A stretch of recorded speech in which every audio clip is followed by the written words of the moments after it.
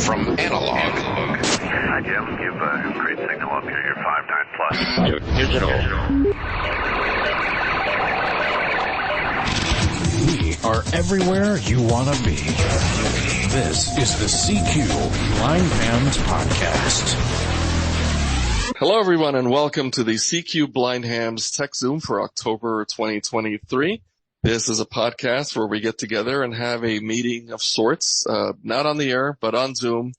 So it's almost like a club meeting. And the idea is, of course, we are going to discuss some topic or another of amateur radio from the blindness perspective. So if you want to learn more about blind hams, you can go to www.blindhams.com. And one of the nice things that you can find on blindhams.com is a nice link that takes you right into the Zoom room. So every second Thursday of the month at 8 p.m. Eastern, 5 p.m. Pacific, you can come in here and join our Techzoom conference. Before we get going, I want to pass along a QST of sorts that was mentioned earlier on Blind Hams by Paul, KC5ALH. Did a little experiment. Some people have been talking lately about these TW1 talking meters. And there was a link going around to a website called gradios.com where they had them for an astronomically, ridiculously low price, I think of $34.30 or something like that. So, of course, that seems like very tempting. And he decided to take one for the team, if you will, and actually go through the process of ordering one and to see if it was legit or if there would be any problems. Well, and by the way, that's gradios ES, so it's radio and then ES.com. So they spell it a little funny. Somebody on the radio, I think, called it the Dan Quayle way of spelling it.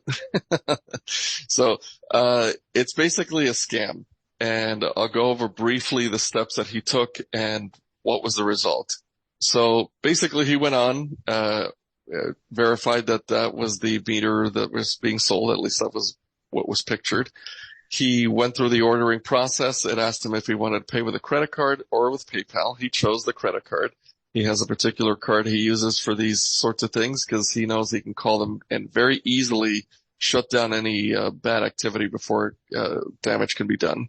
So he chose the credit card, and then he noticed that in the process he was being taken practically like on a tour of the world via all these different sites and regions and all that. Through some places in China and what have you. So he ultimately did the transaction. And then he noticed that shortly after he did the transaction, of course, he got the credit card notification saying that he had been billed for, I think $32.50. So it was a little less than what was originally quoted on the site. And shortly thereafter, he received an invoice from PayPal. Now, keep in mind, again, he used his credit card, not PayPal. Well, he got a PayPal invoice that was asking him to pay the agreed upon amount, the $34.30. So at that point, he became suspicious of the whole thing, and he tried to contact this vendor, and of course was getting nowhere. So shortly thereafter, he started to notice some funny charges on the credit card that started appearing. From some other, it was from Amazon, but it was from another country. So, Amazon sells in different parts of the world. And he started seeing some charges. So, of course, once that happened, he decided it was time to shut down that credit card. And it's a pretty easy thing to do. He just reported it as fraud. And when the other charges started to come in, he basically had the credit card kill that number, send them a new one. And all's good there, so no real damage done other than the inconvenience of having to deal with a whole new credit card. So the bottom line is that if it sounds too good to be true, it probably is. So it's a tempting thing, but sites like that are questionable in nature and that are offering something at a ridiculously low price compared to the going rate should probably be avoided. All right, so moving along from that, I'm going to go ahead and introduce the crew here. Let's see what Joel W0CAS has got going on. Well, not a whole lot, Julian. We got our vertical put up last week, and we've made 6 new countries in 7 days. I worked China today on 17 meters on FT8. plus a few other countries that are scattered around. And that little vertical, believe it or not, is actually quieter than my attic end-fed. It's amazing that the noise level, the vertical, it's a 55-foot vertical straight up a tree, has no radials, no counterpoise. It's a 9-to-1 Palomar transformer. And I'm just so surprised at how that vertical is working right now. I'm tickled to death with it. Other than that, we've got our stuff for the blind hams. We're raising funds, trying to raise some funds so we can buy radios for new blind hams. We've got trying to get the view count up on the YouTube, so the YouTube can pay us a little money for views. And we have the Amazon affiliates link on the website. You go to blindhams.com, and if you want to buy something on there, you just click on it. Amazon will send a commission to us, and we're going to be buying radios. As soon as we get $100, we're going to buy our first radio and program it up with the Open GD77 firmware and get it ready for the first new blind ham. And it's licensed after we get this going. And that's about all that's going on in this part of the world, Julian. Wow, that's awesome. Yeah, I'm glad you got that thing straightened out with Amazon, because that was a little crazy the way they were behaving in the earlier part of that. So I'm glad that that's all straightened out, and that anybody who wants to help support our efforts can do various things, one of which is to use that link when buying something from Amazon. And that a little something is going into the fund that's helping to buy these radios for new blind hams. So Robert, NC5R, what's happening over there in Texas? Well, kind of like Joel, not a whole lot. It's gotten cooler, and I'm very glad about that. I did buy one of those TW1, a legitimate one from Main Trading Company, and I like it a lot. They have gone up in price. They were selling them for, I believe, $219. So it is a sort of an expensive purchase, but it is a wonderful talking watt meter, SWR meter. It works really well. I discovered that it is possible to, if you don't want to install your own cabling, you can purchase a cable from PowerWorks that already has the Anderson power poles installed on it, only for $8 or so, that works with the meter. So I got that up and running, and there are going to be some more available from the various ham radio dealers, we understand, at least in the U.S. So if anyone is in need of a talking watt SWR meter, this might be a good one to grab while some are available. Other than that, it's been fun on HF. A lot of great DX, and a lot of people from all over the world coming in on all the bands that I've been on, 2015 and 10. So it has been a good radio week, and I have enjoyed that. Back to you, Julian. Everybody have a good AllStar discussion. Awesome. Yep, that does sound like fun. Someday I'll be able to put up HF and get in on some of this fun. But in a few weeks, actually, I'll be visiting Southwest Florida, and I have a buddy down there now who's got a very nice little ham shack with fun radios to play with. And I think I'll definitely be coming over for a visit and spinning the dial and getting in on some of the fun. It's pretty cool stuff. And last but not least, it's me, Julian, N1CA here in Southern California. And basically the only thing I have to report, I've announced this on a few nets, but for those who don't listen to those nets, I'll put it here as well.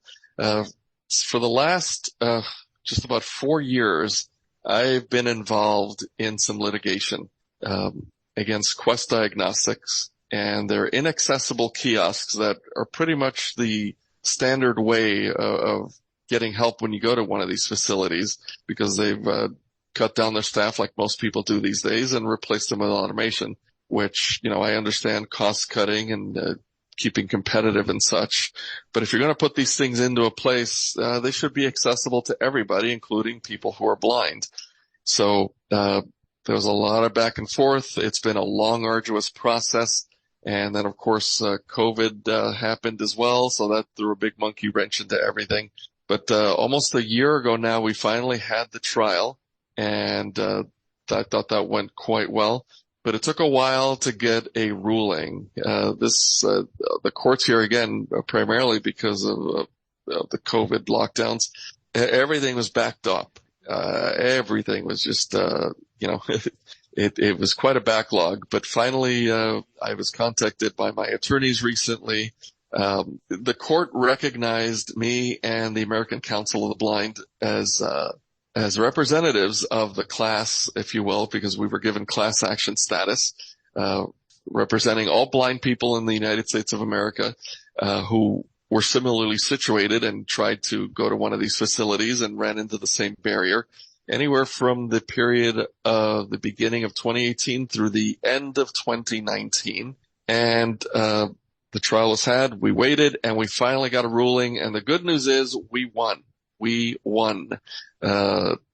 Quest did, in fact, violate our rights under the ADA by having these inaccessible things. And, there's still some tidying up that needs to be done, some details that need to be ironed out. But the good news is we got a favorable ruling. And anybody who is part of that class might want to keep their ear to the ground or to the news or to wherever, because there may be possibly something coming your way. But if nothing else, we know that eventually Quest is going to have to clean up its act and make the process of going in there for blood work more accessible and blind friendly. So I'm very happy to have played the part that I did in that. And score one more for us in our constant fight to make the world more accessible. So moving on from that, I just want to remind everybody again to touch on what Joel had said, to please spread the word about Blind Hams and our podcast, and particularly our YouTube channel. Subscribe to it if you haven't already, CQBH, CQ Blind Hams YouTube channel. Subscribe to it and try to make a point of going in there and consuming our content, because they monetize the more the content is watched. So this helps to, again, build up that fund to keep buying new radios for blind hams that are new and want to get on the air. And by the way, our content isn't just helpful to blind people. There are a lot of sighted people who like our content as well, because of the fact that we narrate our stuff in a way that the person who can't see still know what's going on. Sometimes that helps people as well to process information. So feel free to refer our channel to people, recommend us. So getting on to today's topic, it's all about AllStar. Wonderful. I guess it's an internet powered mode, I guess the way to think about it. Some people call it a digital mode, but to me, because it doesn't sound digital, I feel funny calling it that. And that, by the way, is one of the main reasons why a lot of us love AllStar, is because of the sound quality. It's just great. It's like Robert said when he was doing the promo for this meeting, it's like talking on the local FM repeater. But this time, instead of talking to people that are within range of that repeater, you can talk to people all over the world as if they were all talking on a repeater, and you hear each other nice and clear, just good audio, and it's a wonderful mode. So we want to try to help people to understand AllStar better, and particularly we are hoping that somebody who's listening to this after the fact, who's maybe been thinking about getting an AllStar, can learn something from it, and we can get them on the air and get more people to join us in all the fun that we have on the Blind Hams Bridge. So briefly, I'll talk about how I discovered AllStar. This was all during I had been exposed to AllStar before, because a repeater system I belong to here in California, a linked system, has had AllStar on it for quite some time. But, I never really thought about it as something that I would do from home other than just connecting to my local repeater in that system. But during COVID, of course, when we were all having to be locked down at home, it became necessary to find ways to reach out to people to keep from, going crazy and stuff. So that's when I initially discovered DMR. Somebody told me about it, and shortly thereafter discovered the Blind Hams Bridge. And once I was on the Blind Hams Bridge on DMR, I noticed that everybody most people sounded a little different than the people that were just coming in on straight DMR, and come to find out about AllStar. And people recommended nodes. the Clearnode, of course, is one of the ones that's very recommended, and I do have one of those. So I got myself a Clearnode, got on AllStar, and while I still do some DMR here and there, it's definitely not the mode of choice for me anymore. AllStar is absolutely the mode of choice. If I want to talk to a system, I'm going to first look to see if they have an AllStar connection, because that's the way I prefer to come in and hear what's going on. So that's just a little bit of my story there with AllStar.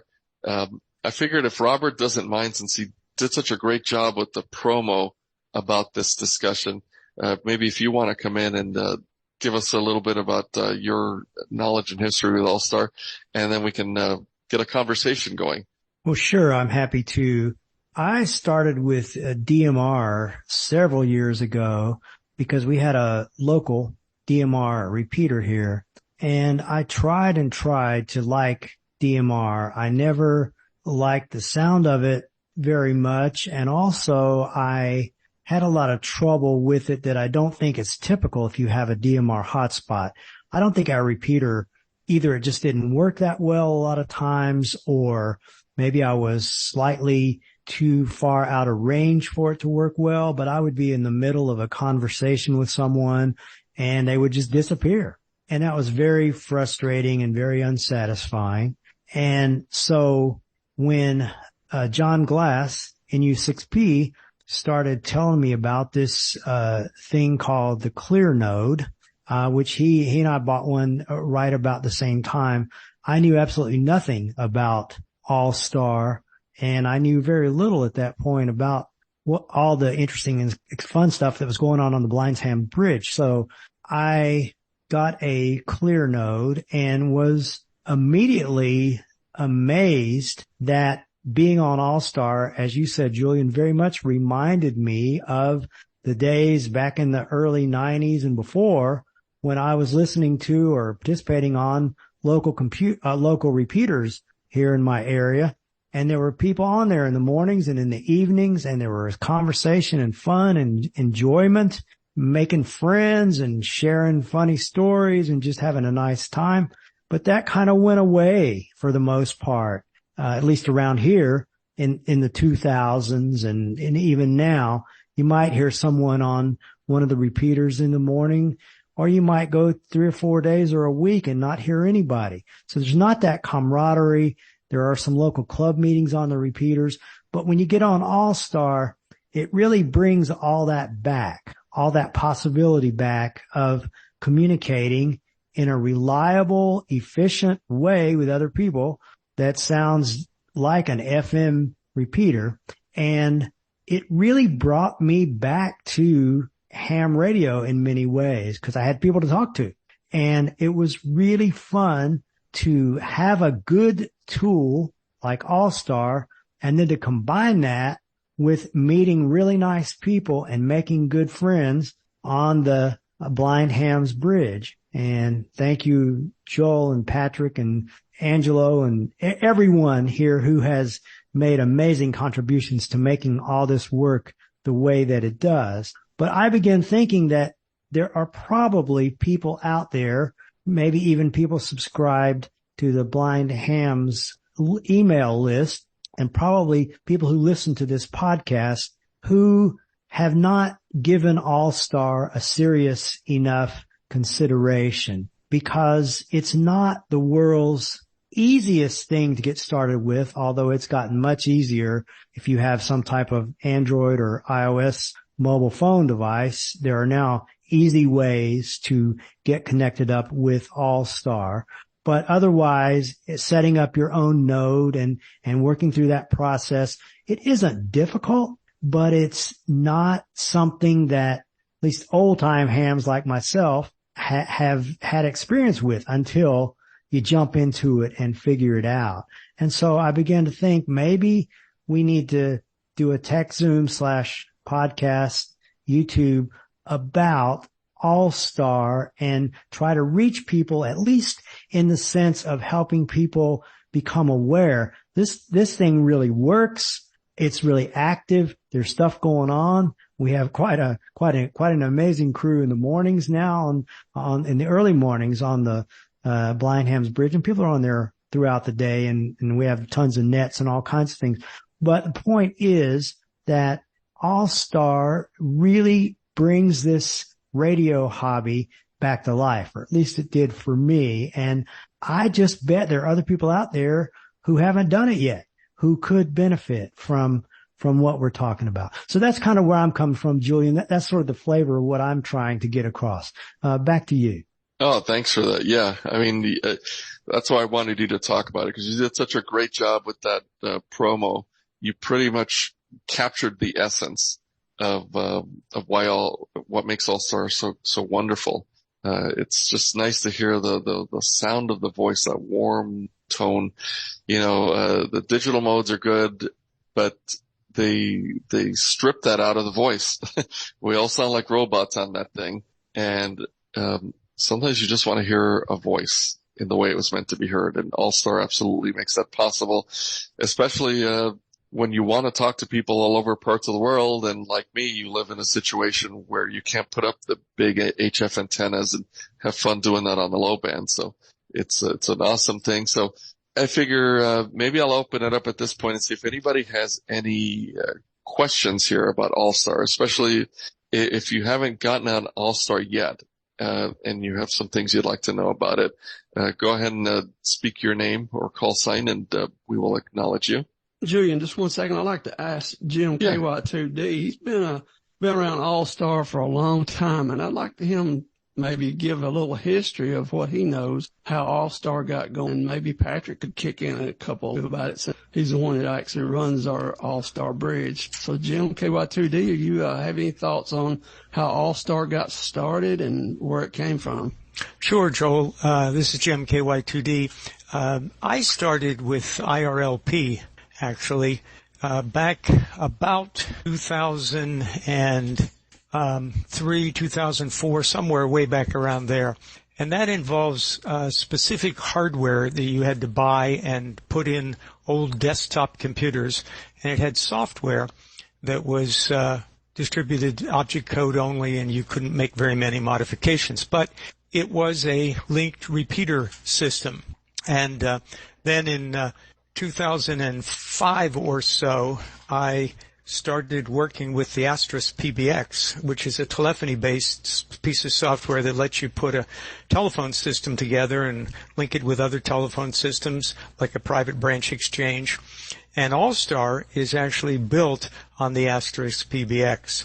So, as both you and Julian have said, it's a way to link a bunch of repeaters, but unlike most linked repeaters, with the AllStar system, you can determine as a user what repeater or group of repeaters you want to link to. So it's basically a self-defined network of linked repeaters, and you can connect today to one repeater or set of repeaters and tomorrow to another one. Now, to do that, as you clearly stated, Joel, you need your own AllStar repeater. And in the early days, that was done with a spare radio, maybe a spare 2-meter radio that you might have had around, an audio interface, and again, plugging it into an old desktop computer. Now we're seeing it on Raspberry Pis and all kinds of other single-board computers. But it, as you say, has incredible voice quality. But for the experimenter, it also lets you do whatever you want to do with software. You can set your system up to react to certain touch tones that you enter from your handheld, and do different things. You can get weather reports. You can find time of day. You can connect or disconnect. So it's highly flexible. You don't have to do all that experimentation if you don't want to. You can just use it and talk to your node, your Clearnode or your Shari node or whatever you have. And you don't even have to have a node these days, as you said, with things that have moved into the smartphones. So I have been doing it for a long, long time, and I highly recommend that folks get more involved in it. And you can go as lightly or as deeply as you want. That's great. Patrick, since you're the one that is responsible for making us all do this, because you sounded so good when you started doing the Clearnodes, and on the AllStar nodes, and we all went out and got them. Chris Miller was instrumental back when he started doing Clearnodes, and we all learned on the podcast. Patrick, you did the wonderful AllStar 101 podcast for us, and that's brought a lot of people on. And Chris did a lot of demonstrations on how to do different things with Clearnodes. And but Patrick, what's your experience with AllStar? Oh, good evening, everybody. This is N2DYN, and coming to you from the couch in Central North Carolina today. Not in my usual location. So let's see. Going back to Chris Miller, he was absolutely amazing at promoting it. I basically said, "Hey, Chris, you should play with this." And he did. He loved it. And, you know, between me and Chris, mostly Chris, it was kind of interesting because when I showed up, of course, the Blind Hams network, well, it wasn't really a network. It was just a talk group on Brandmeister, and everybody was pretty happy with that. Then there were some people who came on and said, "Hey, I've got a Kenwood TH74, a D74. That's a D-Star only radio. How can I get on here?" So I said, well, I'm really bored. Let's see if I can make that happen. So I started bridging things, and then that eventually started with, in 2019, I got interested in AllStar again. Let me go back a little further because I knew of AllStar probably since about 2006 or so was when I first heard of it. Jim Dixon, WB6NIL, was the guy who had the idea for it. He's now a silent key. And I had a friend, KD6CAE, who knew Jim Dixon. He lived in the Palm Springs area, I think, at the time, Monty did. And he told me I was kind of out of the hobby at the time. I'd sold all my gear. I was really big into audio and music production stuff. I was a broke teenager. When I was 16, I sold all my stuff. Got my license when I was 9 years old. So, you know, interests change. You're a kid. I pretty much got out of everything, but I kept an ear out, a virtual ear, as it were, to see sort of what was still going on. And so Monty, around about 2006, told me about this thing called AllStar Link. And in order to connect to AllStar Link back then, like Jim was saying, it's a lot different now.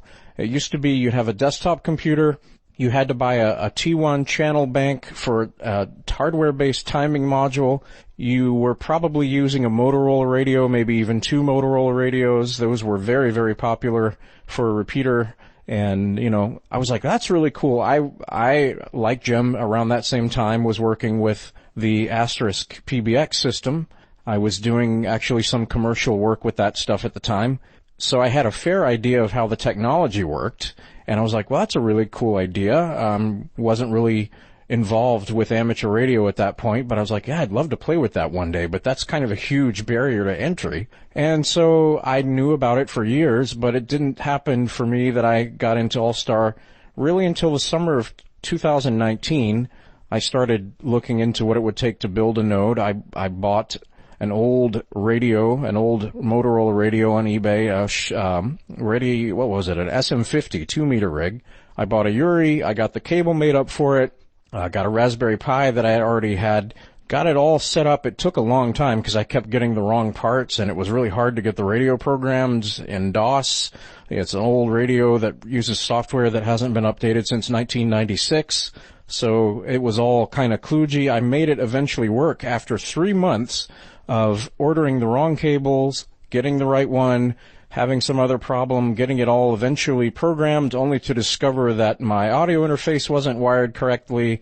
And I got on AllStar, and one of the first conversations I had was someone who'd just gotten a Clearnode. Hey, I just got my Clearnode and took it out of the box 5 minutes ago, and now I'm on AllStar. And I was like, that's really nice.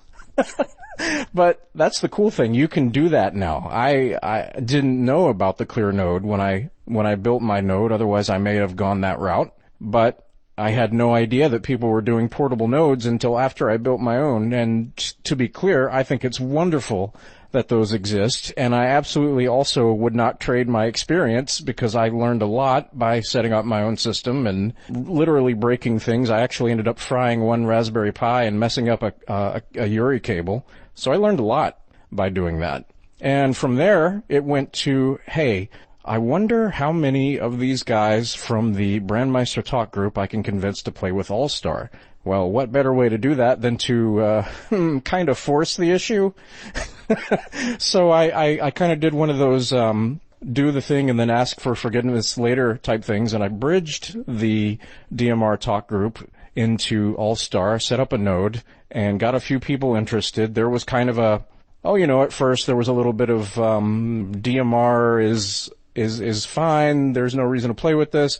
And then suddenly everybody started getting AllStar nodes, and it really just took off from there. So that's, I guess, kind of the origin story there. And as of last weekend, what we had the net on Saturday, no digital check-ins. No digital check-ins, yes. And that's actually kind of unusual. Usually there's at least one or two, but I remember I started in my net logs, I started making notes of how many digital check-ins we had. Like, we have a bunch of different modes on the network. We have AllStar, Echolink, DMR, D-Star, YSF, WiresX. And so I would pay attention to who checked in from what mode. And now it's kind of AllStar, AllStar, AllStar, Echolink, AllStar, AllStar. That's about it. One of the things that definitely forced the issue for me is that the more people that were on AllStar, it sounds kind of distorted when you're listening to it back on DMR. And I mean, DMR is already notorious enough for having these huge volume differences between radios. So a person comes on and they're like whisper quiet and the other one comes in and they're booming loud. And yeah, I was definitely noticing that with the AllStar connections. They were booming loud and kind of a little on the distorted side. It's like, I don't like the way this sounds. So, there's only so much you can do when you're translating between modes. Something is going to get lost. Yeah. And my first taste of it is because I thought, okay, let me sign up for this AllStar thing. And I started calling in via the phone portal and just listening on the phone. It's like, oh, wow. Okay. I think I see why people like this. So it wasn't that long afterward that I found myself buying the Clearnode. What actually convinced me was, cause I was hearing the bad audio from DMR, even to AllStar, and Patrick connected the Alexa skill, and I started listening to the bridge over the Alexa skill, and I saw how clear the audio from AllStar was and how distorted the DMR was. And that's when I put in my order for my Shari node. Actually, I bought my Shari node from Doug, and Patrick helped me get it set up because the Shari nodes don't come pre-programmed. They're not automatically configured. You have to kind of do it all yourself. You used to. I don't know if you still do or not, but yeah, you do. So Patrick helped me do my first one. And then the next one I bought a Clearnode and it came right out of the box, plugged it in, started talking on it in 5 minutes. It was amazing. NC5R with a comment/question. Yeah, go ahead, Robert. So if someone's listening to the podcast and they are thinking, gosh, this all sounds great, and I would like to become an AllStar user, where would you all recommend they start? Or how do you get to be an AllStar user if you just don't have any idea what you need to do? Well, I would say that, if they have a way of connecting to blind hams, it's a great place to start because the knowledge base that exists there is incredible. The other thing I would recommend is, and Patrick could talk a little bit more about this, I think it's a Sierra or the Foothill or something like that. It's an amateur radio club here in Northern California.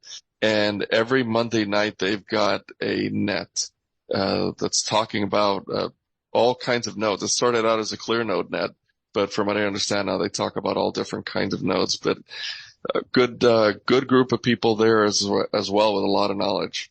So those would be some good places to start if you have the ability to connect to one of those networks. But of course, you need the ability to connect to one of those networks first. If you don't have that, you got to start somewhere. Yeah. So at least with blind hams, we have the Echolink and the DMR and the D-Star, so you can get on that way. And I think I'm right, Patrick, that you can still listen to the blind hams network with an Amazon device, with an A-Lady. Isn't that correct? That's correct, yes. So if you have one of those devices, you can ask it to, I think the very first time you do it, enable the blind hams network, and you have to say the blind hams network, and then you can ask it to play or open or stream the blind hams network. And so you can hear it, and it's pretty much exactly as you would hear it on an AllStar node, although it might sound a little better than your HT just because you have it on a better speaker. But yeah, it's the same feed. We can't promise you that we'll magically answer your AllStar questions, but we can promise you that if you listen long enough, you're likely to hear something interesting. Yeah, Well, but as far as, oh, go ahead, Julian. No, I was going to say the other thing too is that even if you're just listening, if you go to blindhams.com, I think there's a link there where you could sign up for the Blind Hams mailing list. And now you've got a way to be interactive with us if you have no other way to get on. Also wanted to mention that I think on the Victor stream and on the uTunes service on iOS, you can stream Blind Hams as well. Go ahead, Patrick. I have no idea. I don't have a Victor stream. Well, even we have a link stream on Blind Ham. There's actually there. I think you can do it, and now that I remember, the reason why it's on uTunes is because I wrote the developer. That's one of the nice things about that app is if you send them a link to something, he'll put it on there, and now you can go search. Okay, so it's in the directory now. That makes sense. Okay. And, just assuming that you're a licensed ham, just contacting any of us on this mailing list or on the podcast, any of us would be happy to help someone figure out what makes the most sense in your given situation to get one of these nodes that we've talked about, to build one, as Patrick did and as Joel has mentioned, or if not that, to take a look at getting an app that will run on your Android or your iOS phone that will enable you to connect to AllStar nodes. And it's not a difficult process to set up an AllStar account and get yourself in there where you can actually use your phone to talk and listen to not only the Blind Hams network, but tons of other AllStar nodes and networks around the world. And so there are lots of good ways and pretty easy ways, honestly, to get started these days. Yeah, the two apps. I was going to mention the apps, but you can go ahead. Yeah, the two apps for Android is DV's Mobile. Is that a free app, Patrick? It is what you might call shareware. So it is initially free, but it is significantly limited if you don't buy it, and the price is only like $2 or something. I don't remember, but it's very cheap. And then there's one for iOS is Peterphone, $7.99. $7.99, yeah. $7.99. And Patrick did a great podcast, so we have on. Yeah, definitely. And I should also mention that Patrick and a bunch of us helped. The developer of Repeaterphone was open to the input from our community, and he took a lot of suggestions and things like that. And as a result, the app is fully accessible. So if you're a blind person using an iOS device with VoiceOver, you'll have no problem using it. Everything's labeled and works as it should. Wes did an amazing job with that, by the way. The very first version was pretty much completely inaccessible. I said, hey, this is broken. Within about 6 hours, there was a new version where almost everything worked. So, he said, you tell him what's wrong, he will fix it.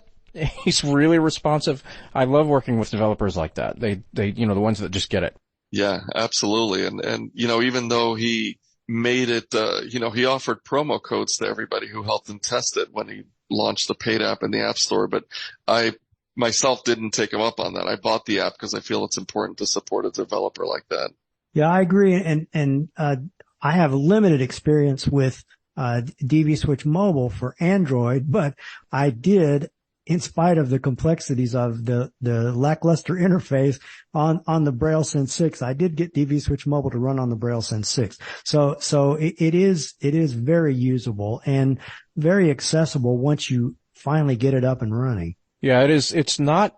So DV Switch Mobile is a rather complex application. Not to get too deep in the weeds, but it's kind of a Swiss Army knife type application. One of the things that it does is AllStar Link, and there are actually a few different ways you can do it. So you can connect to an existing node, you can connect with the web transceiver protocol, which is also how Repeaterphone works, and that basically all you need for web transceiver. It's kind of like Echolink. You sign up for an allstarlink.org account. You put your call sign and your password, and that will get you to the network. But then DV Switch also has a thing called node mode, which emulates a regular AllStar node with a node number. So with AllStar, if you have a regular node, you have what's known as a node number that's assigned to your account. You can have many of those if you can add as many nodes as you want. And So the misconception about DV Switch is that it's really complicated. It's actually not. The thing is, it's just easy to get lost in the jargon and the terminology, and some of the documentation isn't the best. In fact, I'm one of the controllers for the All Nodes net that Julian was talking about. That's every Monday night at 6 p.m. Pacific time on the W6EK node 51018. Great net. We talk about all sorts of node things. But anyway, that came up, and the author of DV Switch was monitoring, and he says, yeah, I know I suck at documentation, so if anybody wants to help us out, that would be great. So he'll be the first to tell you that it's maybe not documented the best, but there are lots of us who can help if you have questions. Now that it supports web transceiver mode, though, if you choose to go that route, it's much easier to get up and running. If you can do like Patrick said and figure out how to get to that button that lets you set up that particular option, but that can sometimes be on Android. challenge. It's easy. Well, on a phone, it's easy. On a BrailleSense, it's a little less so. How did you manage that, by the way? Lots of patience, my friend, and plenty of time to just do it wrong until I finally got it right. Comment? Yeah, go ahead, Alan. Yeah, because I have spoken with Rob about this quite extensively a couple of weeks ago, because I'm a new Clearnode owner. I could not get web transceive to work. I tried, and he helped me figure out at least how to get to it because it's kind of buried. I never was able to get it to work, and I finally gave up, and actually with no help got my node working in all the modes, including, AllStar, Echo Link, and all the digital modes except for D-Star because I don't have an Ambi chip. But I tried, and there is so little documentation, I think, as Patrick said, online. And a lot of the documentation that I've found, it's old, it's dated. In fact, there's no documentation that I could find on the web transceive capabilities at all. It's all old stuff. So there is. The only problem is you have to look in a changelog that nobody wants to find. It's there. It's buried. It really is in a great place. Well, anyway, I was very frustrated, and at some point someone said, call Patrick, and so maybe sometime I'll get with you, Patrick, and figure it out. Once my node came, it really kind of didn't matter anymore, but I was trying to get that working, a week or so before when I was waiting for back to net. Oh, thanks.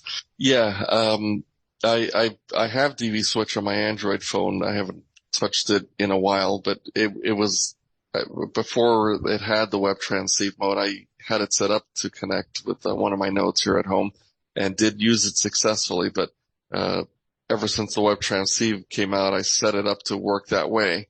But then repeater phone came out, so I haven't touched it anymore. But it's good to have it on both platforms, and it's great, when you're in that situation where you don't have a radio or a node within easy reach. It's nice to just be able to get your phone out and get on. Or when you're inside of a Faraday cage like I am at work. It's even great if you do have nodes and radios, because what if you want to monitor a second node? That's pick up a device and stick it on there and don't bother your primary stuff. I do that all the time. Yeah, Julian, you provided me with a lot of help when I was trying to get DV Switch working on the BrailleSense, so I do appreciate that, because you knew a lot more about it at that point than I did, and I appreciated your input. But I wanted to mention just one more way, and that is for those of us who are Mac users. There's an app called Transceive in the Mac App Store, and it is an AllStar app and very easy to set up and use. It works essentially the same way as far as the setup goes that repeater phone does. And once you get that AllStar account that Patrick mentioned, if you're on a Mac, you can purchase Transceive. It's a little bit expensive. I've forgotten exactly how much it is, but it seems like it's in the I think it's like $20. Yeah, $20 range, maybe it's a little $25. Pricey. Little pricey, but it's a nice app and it works really well. Back to you, Julian. Well, it's cheaper than buying a Shari or a Clearnode, that's for sure. So it's a nice way to turn a computer. It's just as cheap. By the way, speaking of Sharis and Clearnodes, if for some reason you happen to have a Shari and you decide, oh, hey, I want a Clearnode, or I want the functionality of a Clearnode, there is the option. There's a Clearnode subscription program for Shari. And so for $9.99 a month, that'll, I guess, pay it off in a couple of years. You'll basically have bought a Clearnode. You can turn your Shari into a Clearnode. Anyway, that's getting a little bit deep, but I just thought I'd bring that up since you mentioned it. Oh yeah, no, I'm glad you did because I had meant to mention it, but it slipped my mind. So I'm glad I got out there. Another comment. Yeah, go ahead, Alan. Don't forget about IAX RPT on Windows as well. Similar functionality. Oh yes, I did set that up on an old computer.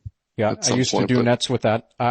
My net control my net control system is extremely convoluted. It would probably take a whole podcast to describe it, but I did used to use that. I had a foot switch, which was really convenient, USB foot switch. That way it works in any window. You can just push it down, do your net, hands-free. It sounded great. It is fiddly, it's old, but you know what? Going back to that experimenter's comment that Jim was talking about earlier, if you want to experiment with stuff, you have lots of options to play with there. Yeah, Julie and I did a podcast setting up Yep, we did. Oh, any other questions, comments? Patrick, I was wondering if you could talk to us on your experiences of setting these nodes up in the cloud. Okay, well, when I initially set up the Blind Hams Network AllStar node, the one AllStar node there was, I eventually kind of outgrew that and decided, maybe it would be a good idea to have a node located in multiple different parts of the country, different parts of the world, so that we could have the best latency and the lowest chance of things breaking. So if you're on the West Coast, there's a West Coast node, there's an East Coast node, there's one in the middle of the country, one in Canada, one in Australia, one in England. And so I started out with a single low-end VPS from a company called Clearnode. That's L-A-N-O-D-E. There are a ton of these providers out there now, and they basically just allow you to spin up a virtual machine with Linux, install the version of Debian that AllStar Link likes and all the dependencies, and you can just stick a node up there. It's also great. A wonderful way to, if say you, for example, are on a mobile connection and you don't have a lot of bandwidth necessarily, but you have a bunch of friends you want to hang out with and talk to a lot, you can throw up one of these machines for very cheap and host a bunch of connections. And so that's essentially what I did. And then I started adding more nodes with the help of Adam VA3AUM.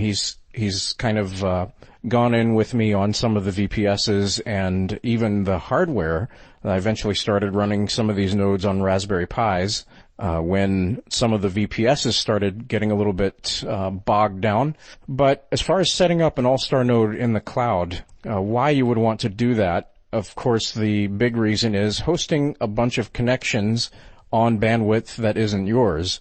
So you want to host a bunch of, maybe you want to have a central point to link a bunch of repeaters together, or you want to do something like we do with Blind Hams.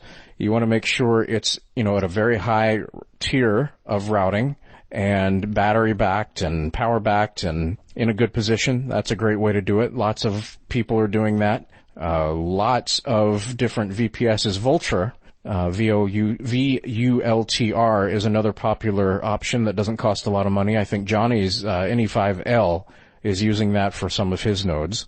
So there you go, just a little bit on that, and that's just using the ASL system. So another thing I wanted to mention is that there are two flavors of software, not to get too confusing, but there's ASL, the original AllStar Link software, which is being maintained by the AllStar Link board. And then there's a thing called HamVoip, which is a fork of that made specifically for Raspberry Pis. It has some improvements. Most people will be more familiar with HamVoip. If you've got a Clearnode or a Shari, you'll probably be running HamVoip. But if you have a generic x64, x86, or whatever desktop, that you're going to be using AllStar Link, and so that's what your cloud machines will be running is AllStar Link. A little bit of differences between the two pieces of software. They essentially do the same thing, and for something like this, I don't really want to get too deep in the weeds, but just be aware that HamVoip doesn't work on VPSs, and ASL does. So half of the system is on ASL, half of it's on HamVoip, and hopefully they all work together in harmony until it all breaks, and then I have to fix it. And it's amazing that it doesn't break more often. It works pretty good most of the time. All right. So any other questions, comments about AllStar? This question, I'm wondering how many people here that do not have a way to get on AllStar right now. Anybody here that does not have AllStar? Oh, 100%. Well, couple things we should tell everybody. If you want to, there's several ways to get on AllStar. We talked about the apps on the phones. We talked about the Shari, the Clearnodes, and there's a couple of nodes over in Europe. The G7RP. There's another one that Gina has been experimenting with, made over in the UK. If you're over there, there's several ways to get nodes, but over in the States, the two main places is Ham Project. Is it Ham Kits? Kits for Hams. Kits for Hams. And then Jerry's site for the Clearnodes is node-ventures.org. And I'll have links to that. Those in the show. Com. Okay.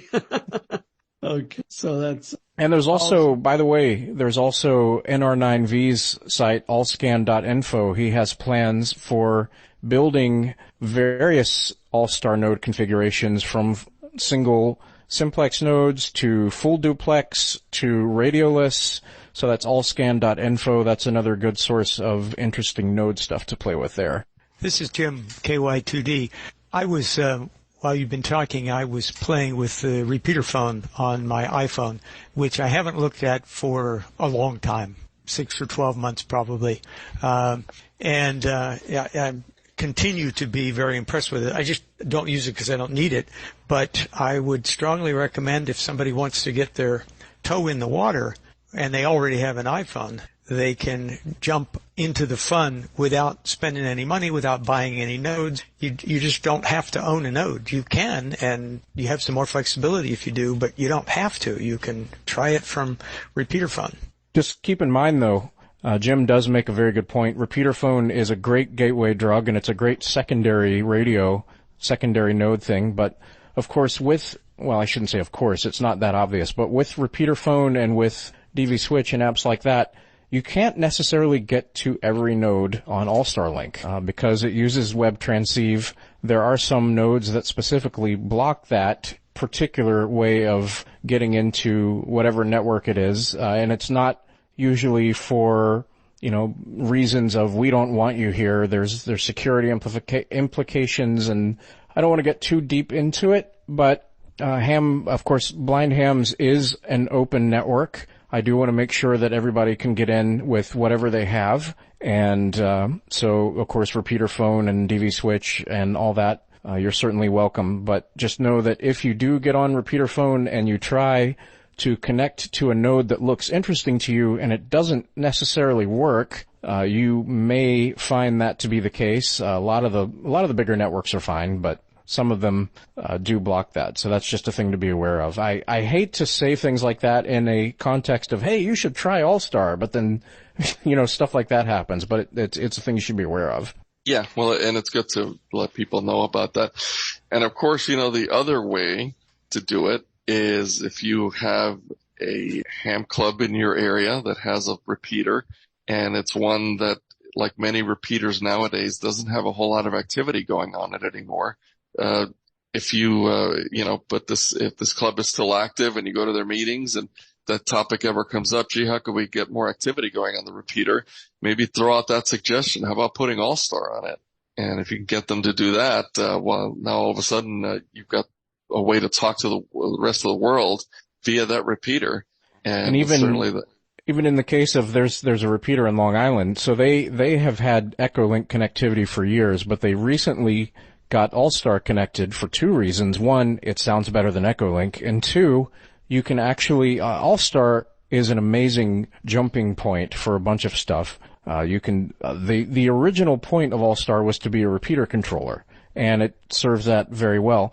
But you can also do cool things like using it as a voter. So you can add voting receivers to your repeaters, you can connect them all to the AllStar node, and suddenly you've got receivers all over the city or all over the county that can improve things. And so that's another way to maybe entice your club into looking at things like that if you want to extend even just the RF coverage of your repeater. Get an AllStar node going, get an RTCM voter board system, some satellite receivers, and that's a pretty interesting thing to play with too. Yeah, the system I belong to out here called CalNet, it's a statewide linked system that goes all over California and into northern Nevada. And they do a lot of AllStar, and that's part of what they do with it is sometimes when there's a problem, either the link path is noisy or receive or link radio breaks or something like that, oftentimes they patch that up with an AllStar connection. Yeah, we have the K9OH Billy Skywarn. He's got 4 repeaters at Tuesday and Thursday nights. He links all of them together with AllStar. That's how I check. And it makes it wonderful. We cover the whole all the way from Columbia. It works. And I want to try to get Billy on here one night. Billy is the South Carolina director of Skywarn. He's also a blind ham. His wife both are. We'll try to do some Skywarn. Well, there you go. And especially now that our AllStar nodes now have this capability to connect with Skywarn Plus, I think it's very apropos. For those who don't know, Skywarn Plus is an automated kind of auxiliary thing that can go along with your Skywarn. It can give you weather alerts, very detailed if you want the entire alert read to you, or it can just give you a summary. And we have that on a couple of local repeaters around here, and that's been pretty nice to have. And of course, you can install it on your own personal node as well. Yeah, I think Johnny's going to do a podcast for us about installing Skywarn Plus. I did it today on my node, and it works great. But yeah, look forward to a podcast on installing Skywarn Plus on Clearnode. Yep, I've heard you guys talking about it now for like the last week, and finally yesterday I played around and got it figured out and got it running on the Clearnode there. So it is pretty cool, that's for sure.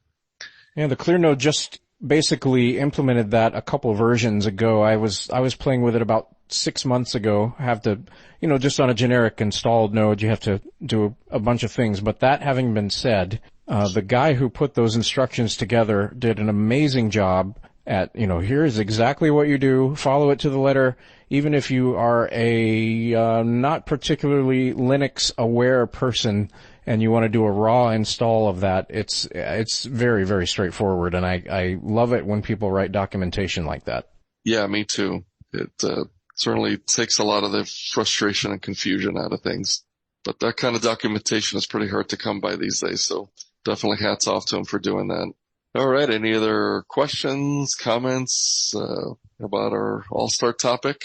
Just all right, just one quick comment, just not to extend things too much, but another interesting thing that I do personally with a couple of my AllStar nodes is, so for example, right now I'm here in North Carolina, and I want to get back to a bunch of repeaters in New York City that are not connected to the internet. So I actually have my Kenwood TMV71A back at home set up as an AllStar node. I actually have a 6-pin DIN cable plugged in to an audio interface that's going to a Raspberry Pi.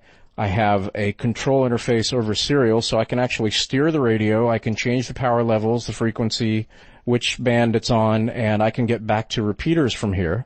And I also have a similar setup here, so I can get back to repeaters and simplex frequencies in North Carolina from New York City, and I can control it all from AllStar.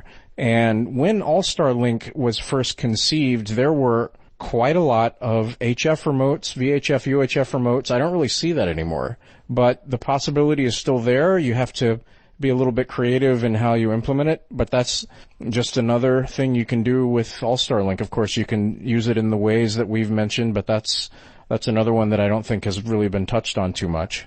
Yeah, Johnny had his 10-meter radio hooked up to it one day. Sounded great. Yeah, it did. I don't think he meant to have it on, but it did. It sounded great. Yeah, that's all pretty cool. Good stuff. All right, well, then I guess we'll go ahead and wrap things up here. I want to thank everybody again for coming and attending the meeting, as well as thank you to those who are listening after the fact in the podcast. Remember our website, www.blindhams.com. That's www.blindhams.com. A lot of useful stuff there, including the Zoom link to this room. And remember, we are on every second Thursday of the month, 8 p.m. Eastern, 5 p.m. Pacific.